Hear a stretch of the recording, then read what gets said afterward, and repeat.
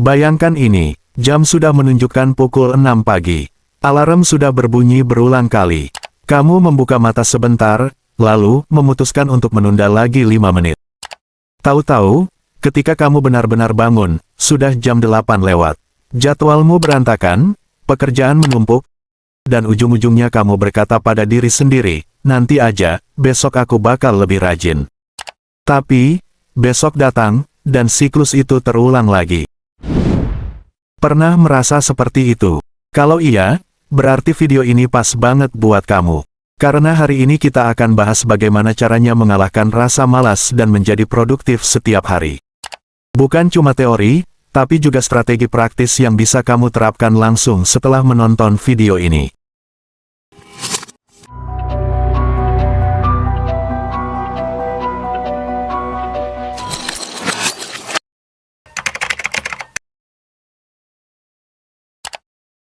Sebelum kita bahas cara mengalahkan rasa malas, kita harus tahu dulu, kenapa sih manusia bisa malas? Jawabannya bukan sesederhana karena kita nggak mau berusaha. Ada faktor biologis, psikologis, bahkan lingkungan. Pertama, otak suka kenyamanan. Otak kita didesain untuk menghindari rasa sakit dan mencari kesenangan. Itu sebabnya, scrolling media sosial lebih mudah daripada menulis laporan. Nonton drama lebih menarik daripada belajar matematika. Otak kita bilang, kenapa capek-capek, kalau bisa santai. Kedua, kurang tujuan yang jelas. Banyak orang malas karena mereka tidak tahu untuk apa mereka bekerja. Kalau tujuan hidupmu kabur, ya wajar kalau kamu lebih memilih rebahan daripada berjuang. Ketiga, lingkungan yang tidak mendukung. Misalnya, kamu pengen belajar, tapi teman sekamarmu malah ngajak main game. Atau di rumahmu, TV selalu nyala. Lingkungan bisa bikin kita lebih gampang tergoda untuk malas. Keempat, energi fisik dan mental rendah. Kurang tidur, makan sembarangan, atau stres, bisa bikin tubuh kita lemas. Kalau energi rendah, motivasi otomatis ikut turun.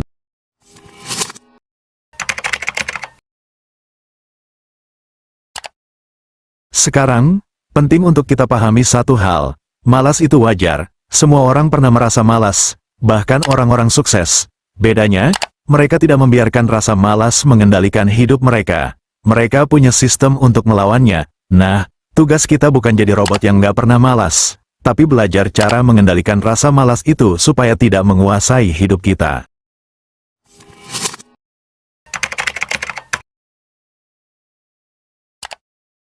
Oke, sekarang kita masuk ke bagian inti. Bagaimana caranya melawan rasa malas? Saya sudah rangkum ke dalam 7 strategi utama yang bisa kamu pakai. Pertama, mulai dari tujuan yang jelas. Bayangkan kamu naik mobil tanpa arah. Kamu hanya berkendara tanpa tahu mau kemana. Lama-lama kamu capek dan berhenti. Sama halnya dengan hidup. Kalau kamu nggak tahu tujuanmu, rasa malas akan selalu menang. Tuliskan tujuanmu. Misalnya, aku ingin bisa menabung 10 juta dalam setahun. Buat tujuan itu spesifik, terukur, dan punya tenggat waktu. Dengan begitu, setiap kali rasa malas datang, kamu bisa ingat, aku sedang bergerak ke arah mimpiku. Kedua, pecah tugas besar jadi kecil. Salah satu penyebab rasa malas adalah tugas yang terasa terlalu besar. Contoh, kamu ingin menulis skripsi, bayangannya saja sudah bikin pusing. Akhirnya kamu menunda. Solusinya, break it down. Bukan tulis skripsi, tapi cari 3 referensi hari ini, bukan bersihin kamar, tapi lipat baju dulu. Dengan memecah tugas, otakmu merasa, oh, gampang kok, bisa mulai sekarang. Ketiga, gunakan teknik 5 menit. Ini trik sederhana tapi manjur. Katakan pada dirimu, aku akan mengerjakan ini hanya 5 menit. Biasanya, setelah 5 menit, kamu akan menemukan flow dan terus melanjutkan. Contoh, mau olahraga tapi malas. Coba bilang, aku lompat tali 5 menit aja deh. Setelah mulai, ternyata badan jadi enak, dan kamu terus lanjut 20 menit.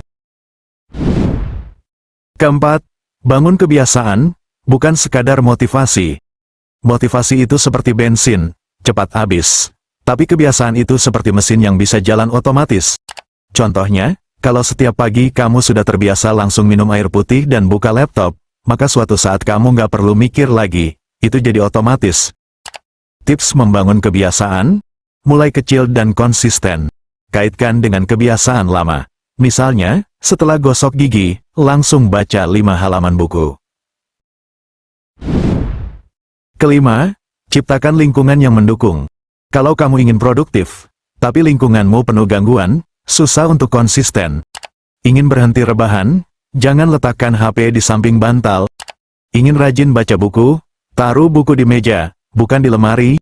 Mau lebih produktif? Cari teman yang juga punya tujuan sama. Ingat, lingkungan bisa jadi musuh atau sahabat produktivitasmu. Keenam, kelola energi, bukan waktu.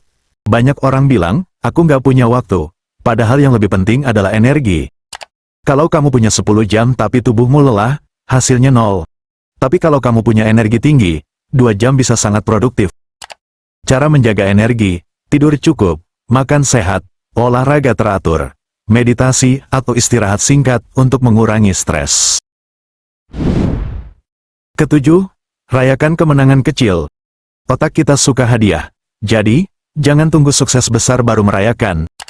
Sudah baca 10 halaman, kasih dirimu istirahat sebentar. Sudah olahraga 15 menit, beri apresiasi. Dengan begitu, otak akan mengasosiasikan produktivitas dengan perasaan menyenangkan.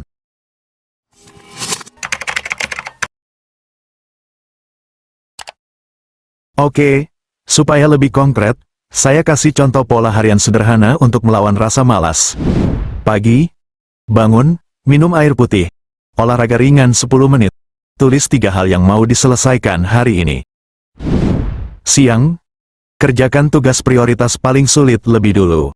Gunakan teknik Pomodoro, 25 menit kerja, 5 menit istirahat. Sore, review apa yang sudah dikerjakan. Catat kemenangan kecil. Malam, matikan HP 30 menit sebelum tidur. Tulis rencana besok. Tidur cukup. Kalau kamu jalankan pola ini, rasa malas akan semakin berkurang, karena hidupmu sudah punya ritme.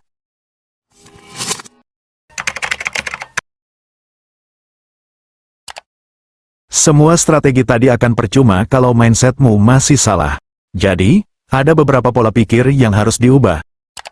Dari, aku harus sempurna, jadi, aku cukup mulai dulu.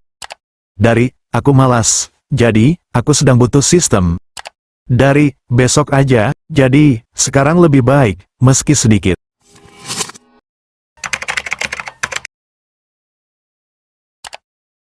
Ingat, rasa malas itu bukan musuh, tapi sinyal. Sinyal bahwa ada sesuatu yang perlu diperbaiki dalam hidup kita, entah itu tujuan, energi, atau lingkungan. Dan kabar baiknya, kamu bisa mengendalikan itu semua. Mulailah dengan langkah kecil hari ini, bukan besok, karena kalau kamu menunggu momen sempurna, itu nggak akan pernah datang. Jadi, apa langkah kecil yang akan kamu lakukan setelah menonton video ini?